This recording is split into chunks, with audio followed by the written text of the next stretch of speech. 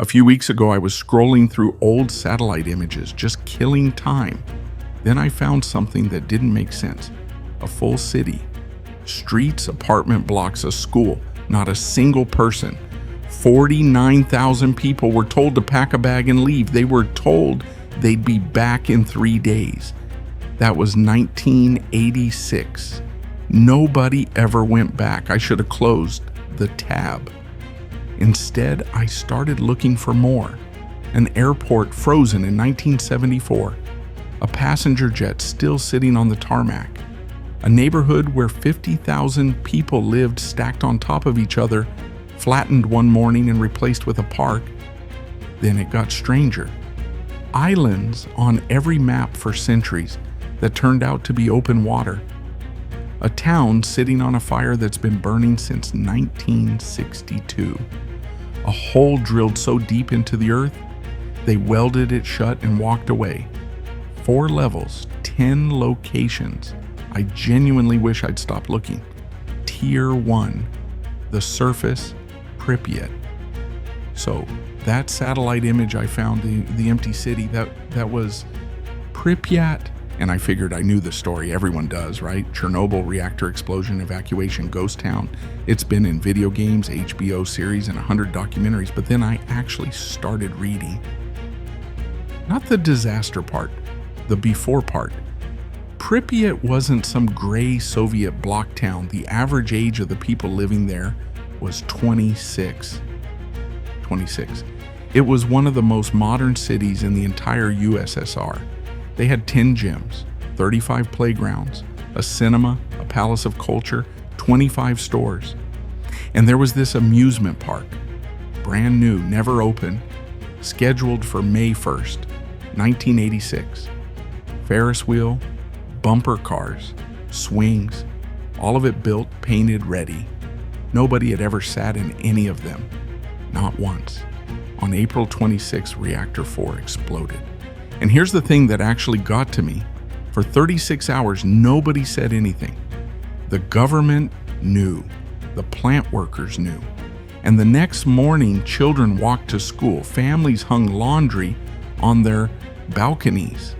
People stood outside and watched this strange glow over the power plant, not knowing they were staring directly at an open nuclear fire. When the order finally came, it was read through loudspeakers mounted on poles. 1,200 buses arrived at 2 p.m. By 5 p.m., 3 hours, the entire city was empty. 49,000 people gone. They were told to bring their documents, one small bag, and food for 3 days. 3 days. That was the promise. Most people left their front doors unlocked. Why wouldn't you? You're coming back Monday. That was almost 40 years ago. The clocks inside the apartment building stopped at 11:55, the moment someone cut the electricity. There are school notebooks still open to the last lesson. Children's shoes by doorways, a table set for a dinner that was never eaten. And that amusement park? It's still standing. Everything intact, waiting for an opening day that nobody's ever going to announce. I sat with that for a while. A whole city just paused. Not destroyed, not demolished, paused. Like someone pressed stop and forgot to press play again. And I thought, that has to be the most extreme version of this. A place abandoned in a single afternoon. Then I found Aokigahara. There's a forest at the base of Mount Fuji that most travel guides don't mention. It's called Aokigahara. Some people call it the Sea of Trees, others call it the Suicide Forest. Both names are accurate. I want to be careful with how I talk about this because the reality of it deserves more than a scary label. But the facts are the facts. Aokigahara is dense, not like a thick forest you'd hike through, dense in a way that changes the physics of being inside it. The trees grow so close together and the canopy is so thick that wind doesn't reach the floor. Sound doesn't carry. Your phone loses signal within minutes of leaving the marked trail. People who've been inside describe the same thing over and over. It's the quietest place they've ever stood. In the 1960s, a Japanese novel called Kuroi Jukai, it translates to Black Sea of Trees, told the story of two lovers who walked into the forest to end their lives together. The book was a bestseller, and after it came out, something shifted. People started going to Aokigahara for the same reason, not just a few. Enough that the Japanese government eventually stopped publishing the annual numbers because they believed the count itself was encouraging more people to go. But here's what I couldn't stop thinking about. It's not the numbers, it's what gets left behind. Shoes, lined up neatly at the edge of the path, tents pitched and never taken down. Wallets, photographs, handwritten letters found months or sometimes years later by the volunteer crews who sweep the forest every spring. Some of those belongings are never claimed. Nobody comes looking for them. It's like certain people walk into Aokigahara and the world just closes behind them. The forest almost seems built for it. The ground is volcanic rock covered in roots so tangled that search teams can pass within a few meters of someone and never see them. The iron in the hardened lava beneath the soil makes compasses unreliable. People have described walking in what they were sure was a straight line for an hour and ending up exactly where they started. Aokigahara isn't abandoned, it's not empty, but it's a place people go to become lost, deliberately, quietly, and permanently. And I think that might be worse than a city that was emptied overnight. At least Pripyat's residents were told to leave. In Aokigahara, people choose it. The forest doesn't take anyone. They walk in on their own. I kept digging. And the next place I found wasn't lost because of a disaster or because people walked into it and didn't come back. It was lost because someone decided it was never supposed to be found. Area 51, I need to be honest. When Area 51 came up in my research, I almost skipped it. It felt too obvious, too pop culture. Alien memes, Naruto Run, all of that. But then I looked past the jokes and read the actual history. And the real story is stranger than any conspiracy theory. For decades, we're talking from the 1950s through to 2013, but the United States government didn't classify Area 51. They didn't restrict information about it. They denied it existed entirely. The name didn't appear on any public map. Pilots were rerouted away from the airspace without explanation. Workers who commuted there every single day were flown in on unmarked planes from a terminal at Las Vegas Airport that most locals didn't even know was operating. If you were a journalist or a civilian or anyone without clearance and you asked about it, you didn't get a no comment. You got told there was nothing there. That the facility you were asking about wasn't real. Then in 2013, after a Freedom of Information request that had been filed years earlier, the CIA acknowledged it. Just like that, a military installation that had been running since the mid-1950s, that thousands of employees drove to every day, suddenly existed. I sat with that. 60 years of a place being real, physically, concretely real, while the government looked the American public in the eye and said there's nothing there. What we know now is limited but confirmed. The U-2 spy plane was developed there. So was the SR-71 Blackbird. So was a series of stealth aircraft programs the public didn't learn about until decades after they were flying. The facility sits on Groom Lake, a dry lake bed in the Nevada desert, ringed by mountains and miles of restricted airspace. Motion sensors are embedded in the ground around the perimeter. If you approach on foot from any direction, unmarked vehicles will meet you long before you ever see a fence. But here's what I keep coming back to. Area 51 has been acknowledged. Parts of its history have been declassified, and still, not a single person outside of cleared personnel knows what's happening there right now.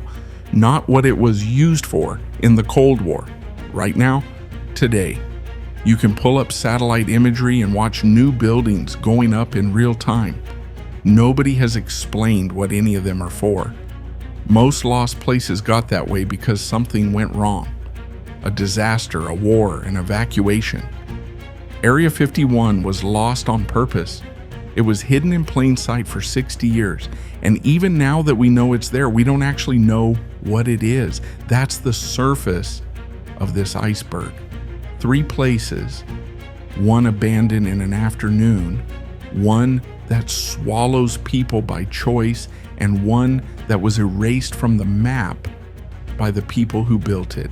And none of them are the most disturbing thing I found. We're going deeper. Tier 2, below the waterline Centralia.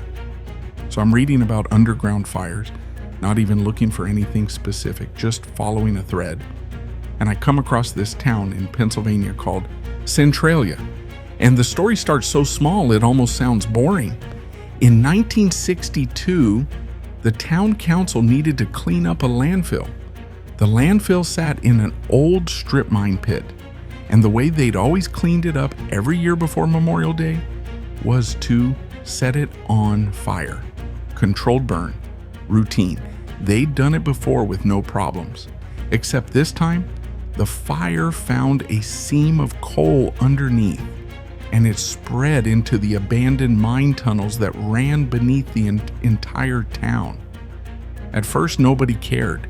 Centralia was a coal town. Underground fires happened. They always burned out. The mayor at the time, a guy named Lamar Mervine, he was in his 90s when he said this, told people, we'd had other fires before and they'd always burned out. This one didn't. For almost 20 years, people just lived with it. They noticed their tomatoes grew faster in winter because the ground was warm. They didn't have to shovel snow off their sidewalks. It was almost a novelty. Then in 1979, the mayor, who also owned the local gas station, lowered a thermometer into his underground fuel tank to check the level. The temperature read 172 degrees Fahrenheit. Congress allocated $42 million to relocate the town. Most people took the buyout. Over 1,000 residents left. 500 buildings were demolished. By 1990, 63 people remained. The government condemned every structure, revoked the town's zip code, and started eviction proceedings. A handful of residents refused to leave. They sued. They fought it for years. And in 2013, the last 7 won a settlement, $218,000 each, and the right to live in their homes until they die. After that, the state takes the land and demolishes whatever's left. As of right now, 4 people live in Centralia. The fire is still burning. Engineers estimate it could continue for another 250 years. The coal seam runs for miles in every direction. There is no plan to stop it. There's no technology that can. 2 cemeteries have already fallen into sinkholes. In Centralia, even the dead can't stay put. And what gets me is the town isn't gone in the way Pripyat is gone. There are still streets, still a church that holds services. If you drove through, you might not even realize what's underneath you. There's just almost nothing left above ground, and everything wrong below it. That idea, a place that's disappearing from above while something destroys it from below, that stuck with me. And it led me to a place where the opposite happened, a place that didn't burn or sink. It was just left. Hashima Island. Off the coast of Nagasaki, Japan, there's an island called Hashima. Most people who've seen it know it by its nickname, Battleship Island, because from a distance, the silhouette looks exactly like a Japanese warship. In the 1880s, Mitsubishi bought the island and turned it into a coal mining operation. Workers were ferried in from the mainland every day until eventually the company just built housing on the island itself. Apartment blocks, a school, a hospital, a clubhouse with a movie theater and a swimming pool, rooftop gardens, a pachinko parlor. At its peak, Hashima held over 5,000 people on a piece of rock that measured about 16 acres. That made it, at the time, the most densely populated place on Earth. Think about that. 5,000 people on something the size of a few city blocks. surrounded by open ocean on all sides. And then in 1974, the coal ran out. That's it. That's the whole story. The coal ran out, the jobs disappeared, and within months, the entire population left.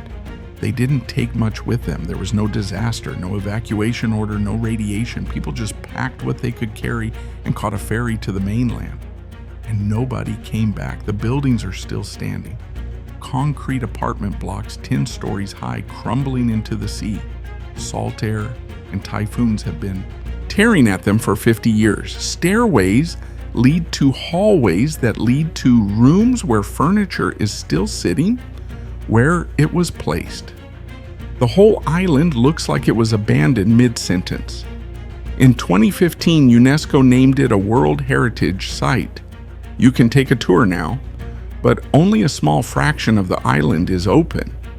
Most of the structures are too unstable to enter. The rest of Hashima just sits there, rusting and collapsing a few kilometers off the coast of one of the most technologically advanced countries on the planet. Nobody's going to save it. It's just going to fall into the ocean, one building at a time. And I kept thinking, Hashima had 5,000 people. That felt extreme, unimaginable density on a tiny rock. Then I found a place that made Hashima look spacious, Kowloon Walled City. There was a place in Hong Kong called Kowloon Walled City, and I need you to understand the numbers before anything else, because the numbers are what made me stop scrolling. 6.5 acres. That's the footprint, 2 football fields, roughly. And at its peak, somewhere between 33,000 and 50,000 people lived inside it, not around it, inside it. Stacked 14 stories high.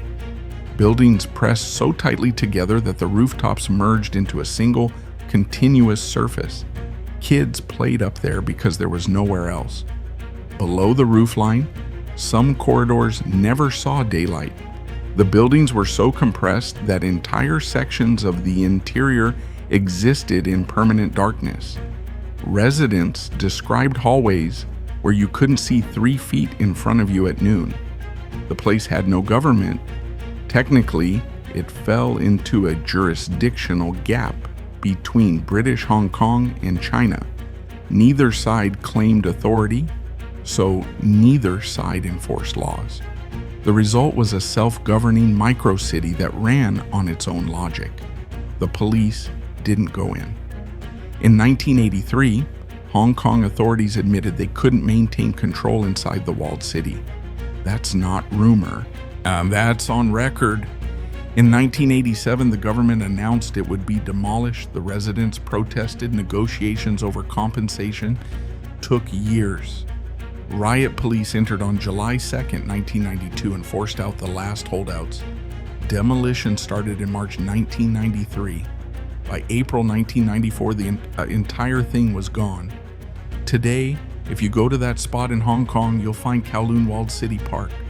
Green lawns, pagodas, a pond, a small museum with a table-sized model of what used to stand there.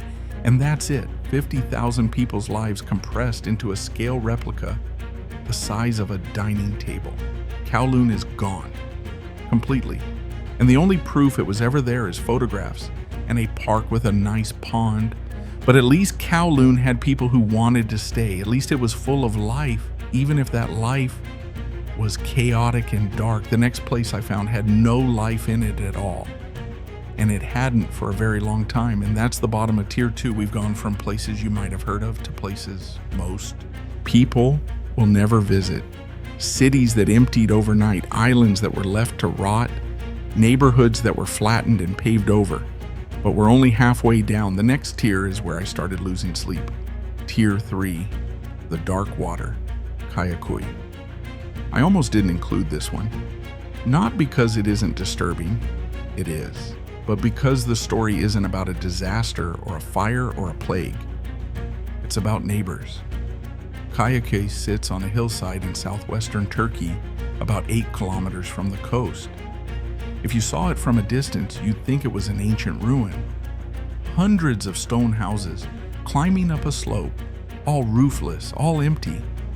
2 Greek Orthodox churches with faded frescoes peeling off the walls, a fountain from the 1600s that still runs water. But Kayakoy isn't ancient. People were living there less than 100 years ago. For centuries, the village, then called Levisi, was home to around 6,000 Greek Orthodox Christians. They lived alongside Turkish Muslims, shared the same hillside, the same water, the same economy. By most accounts, the two communities got along, not perfectly, but genuinely. They were neighbors in the real sense of the word. Then World War I ended. The Ottoman Empire collapsed. Greece and Turkey went to war. And when the fighting stopped in 1922, the governments signed the Treaty of Lausanne, which included something called a compulsory population exchange. Every Greek Orthodox Christian in Turkey had to leave for Greece. Every Muslim in Greece had to leave for Turkey. It didn't matter if you'd lived somewhere your whole life. It didn't matter if your family had been there for generations. If your religion didn't match the country you were standing in, you were gone. The Greeks of Kayakoy walked down the hill, went to the harbor at Fethiye, and boarded ships to Greece. They left everything. Homes, furniture, churches, Orkstein. The Turkish government sent Muslims from Greece to replace them. And here's the detail that stopped me cold. The new arrivals refused to stay. Local accounts say the same thing. The village was infested with the ghosts of the Greeks who'd been massacred during the war years. During WW wars, many residents had been sent on forced marches into the interior. The roads were lined with the bodies of children and elderly who collapsed from exhaustion and starvation. The people sent to replace them knew this. They could feel it in the walls, so they left. And nobody came after them. 500 stone houses have been standing empty on that hillside for 100 years. The roofs caved in decades ago. Fig trees grow through the floors of rooms where families ate dinner, and the whole place just sits there in the Turkish sun, waiting for people who are never coming back because both sides of the story lost everything. Kayakoy isn't a disaster site. It's not contaminated. There's no fire underneath it. It's a place that died because two governments decided that people who'd lived together for centuries suddenly didn't belong to each other anymore. That's a different kind of lost, and it hit me harder than any of the others. But the next place I found, it doesn't have a sad story. It has a strange one. Nicosia International Airport, Cyprus, had one international airport in 1974. Modern terminal built in the late 60s. German designed, multiple airlines, growing tourist traffic, plans to expand. It was the island's front door to the world. On July 15, 1974, Greek nationalists staged a coup. 5 days later, Turkey invaded. The airport became a target. Airstrikes, ground assaults, some of the heaviest fighting of the entire conflict. Commercial flights stopped immediately.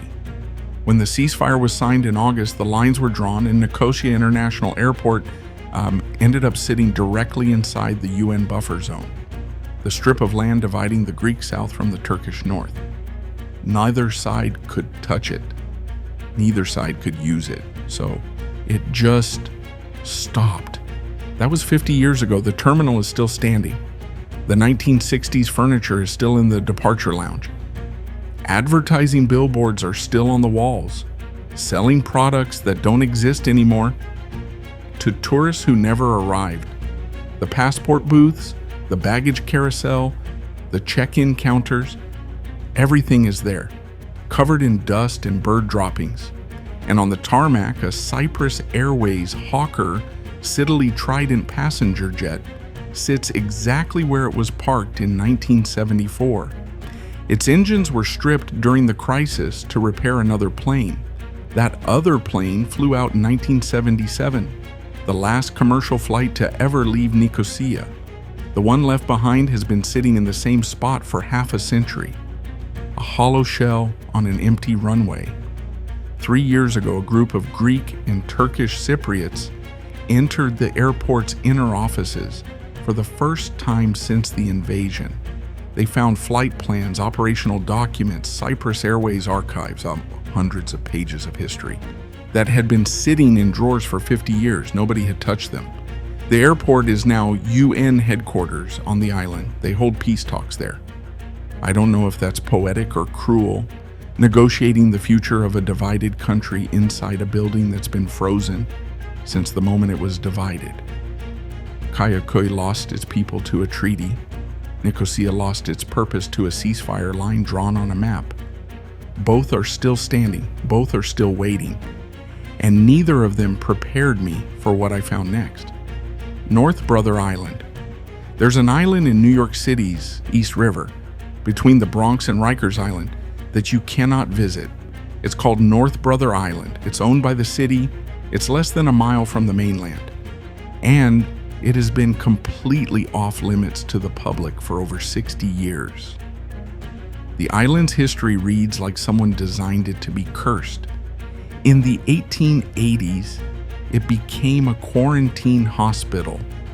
Smallpox patients were sent there to keep them away from the city. Then, in 1907, a cook named Mary Mallon, you know her as Typhoid Mary, was forcibly quarantined on the island. She spent years there, isolated against her will, because she was an asymptomatic carrier of a disease she refused to believe she had. But that's not the worst thing that happened on North Brother Island. On June 15, 1904, a steamship called the General Slocum was carrying over 1,000 passengers, mostly women and children from a German immigrant community in Manhattan, on a church outing up the East River. The ship caught fire. The life preservers were rotten. The lifeboats were painted into their davits and couldn't be freed. Over 1,000 people died in the water within sight of North Brother Island. Bodies washed up on the shore. Staff from the quarantine hospital pulled survivors from the river. It remains the deadliest disaster in New York City history until September 11th. After the hospital closed, the island was briefly used as a housing facility for veterans, then for heroin addicts. That program was shut down in the 1960s amid reports of staff corruption and patient abuse. After that, the city just locked the door. Today, the island is a bird sanctuary. Herons nest in the ruins of the hospital buildings. Trees grow through collapsed roofs. You can see it from the shore, you can see it from the highway, but you're not allowed to go there. The city doesn't maintain it, they don't develop it, they don't talk about it. It's the closest thing to a forbidden island that exists in one of the most densely populated cities on Earth. And most New Yorkers don't even know it's there. 3 places: a village emptied by politics, an airport frozen by war, an island sealed shut by a history too ugly to revisit. We're past the point where any of this feels comfortable. Tier 4 is where things stop making sense. Tier 4, the abyss. Sandy Island. I want to end with this one because it's the entry that made me feel like the ground under my own feet wasn't reliable. Sandy Island appeared on nautical charts in the Coral Sea between Australia and New Caledonia. It was documented, it had coordinates, it showed up on Google Maps. For over a century, it was there. A small island in the South Pacific, unremarkable but real. In 2012, a research vessel from the University of Sydney sailed to its coordinates during a survey expedition. When they arrived, they found open ocean. The depth was over 1,300 meters. There was no island, there was no seafloor anywhere near the surface. Sandy Island did not exist, it had never existed. Google removed it from their maps. Cartographic databases were updated. The island was reclassified as a phantom island, a place that appeared on charts due to an error that was then copied and copied again and again for over 100 years by every mapmaker who assumed the previous one had checked. Nobody checked. And Sandy Island isn't the only one. Throughout history, cartographers have placed islands on maps that aren't real. Some were mirages. fog banks or icebergs mistaken for land. Some were deliberate traps invented to catch plagiarists who copied maps without verifying them, and some, like Bear Meja, might have been real once and then simply stopped existing. We trust maps the way we trust the ground. We assume that if something is documented, charted, given a name and a set of coordinates, then it must be there. Sandy Island had all of those things. And it was nothing, just water where land was supposed to be, for longer than anyone alive can remember. I started this because I found a satellite image of an empty city. I thought it was a one-off, a curiosity, something to read about for 20 minutes and forget. I didn't forget. 10 places. Some were abandoned in hours. Some were erased over centuries. Some vanished so completely that the only evidence they existed is a name on a map that turned out to be wrong. I don't know what the takeaway is. I'm not sure there's supposed to be one, but I keep coming back to the same thought. We build things, we name things, we put things on maps and assume they'll stay, and sometimes they don't. Sometimes a fire starts underground and never stops. Sometimes an island is there until someone actually goes to look. Sometimes 50,000 people live in a place for decades, and then one morning it's a park with a pond. The ground is less permanent than we think it is. I wish I'd stopped looking sooner, but I didn't. And now you know what I know. I'm sorry about that.